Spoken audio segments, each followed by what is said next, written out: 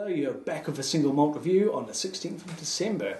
And yesterday we were visited by Beer Krampus in the form of Tim's seasonal nemesis, a peach and vanilla ice cream There's sour nothing seasonal pale about beer. it. It's all year round, baby. Let's see if today we can have something that is more to both of our tastes. See if I can reach through into the redemption here On day, and consequently window 16. It's going to be a gimme. Last one actually was pretty easy to guess, just for all the wrong reasons. I honestly don't mind. I like trying wacky flavours and extremely challenging things at least once. Right, it's not often I'll try a beer and regret trying it, even if I don't necessarily like it. All right, we've got another brown 330 bottle. So, and thank goodness I can see through it. Light at the end of the tunnel.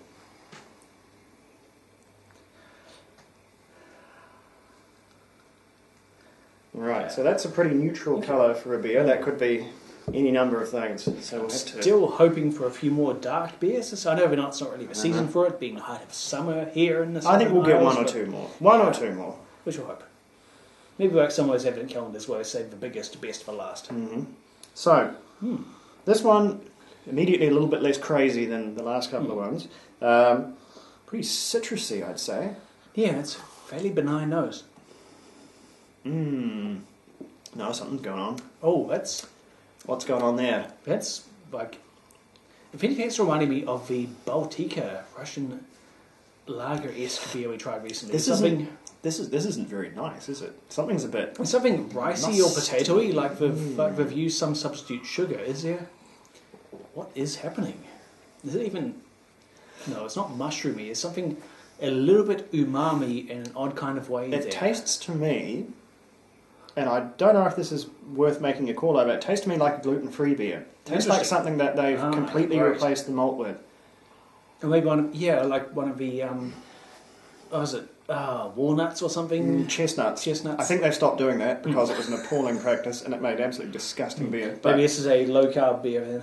I think it's something along those lines. But it would have to be, unless it's just a real curveball and just like here's some Steinlager Light or whatever. This has to be from a craft producer. I'm racking my brains to think who does weird ones like this. We haven't had any... I know Max do a low-carb beer, but I haven't had any Max in this box so far. Not really. They wouldn't serve us up a Max. No. That's kind of below the line. Yeah, otherwise I have no idea what's going on here. Pretty sure this is lager beer. Or is it... maybe some kind of shandy? No? It's possible. I think this is between 4 and 5%. It's definitely a lager of some kind. I'm not even going to hazard it's Pilsner. It could be some sort of wackadoo shandy thing with lemonade type stuff in it because there is quite a citrus presence. But there is something odd in the malt character.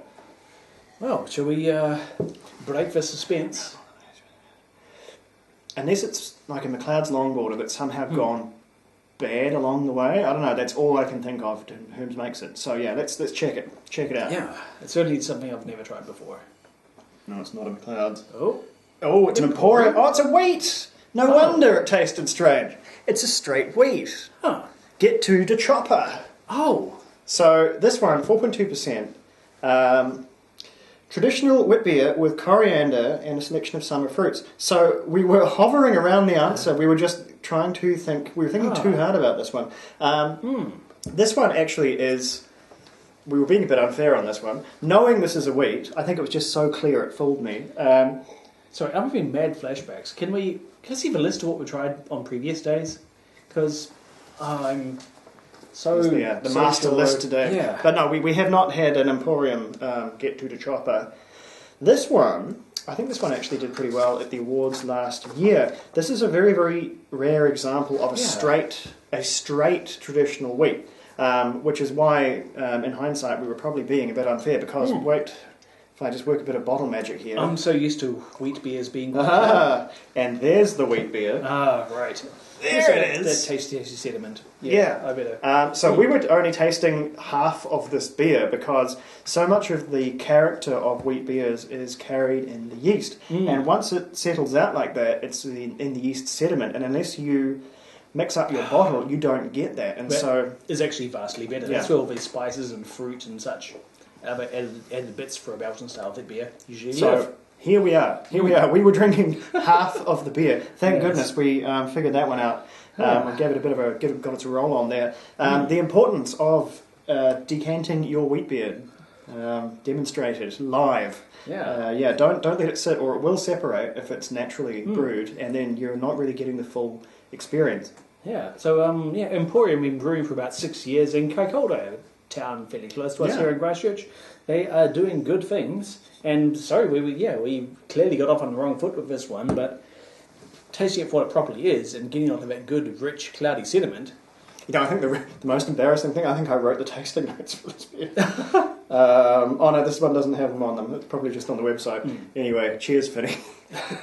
We'll make sure we shake your beer properly next time. Definitely, once you're tasting it for what it is, this is a lovely wee gem of a wheat beer, and it's possibly one of the damn near, count them on your fingers, straight wheat beers that isn't a fruited wheat. Oh, it's got peel. But I mean, it's not a this is a peach, or this is straight up named fruit thing where it kind of dominates the flavour. This is more of your traditional heavy style stuff. So not one to decant. You don't want to filter and purify this one down to a clear consistency. Yeah, just make sure your bottle gets a bit of a agitation. Which is very different to being hazy, apparently. Yeah. It's different on the same No, definitely not hazy. No, there's a whole cultural divide there. Yes. But anyway, interesting. Completely bowled by that one. I don't think we've been... Well, we were almost there. We were so close, but then we just kept on walking and left the bag on the road, and we ended up in Fresno, and no one wants that to happen to them. So never mind. That's a point against us. And we will try a little better next time.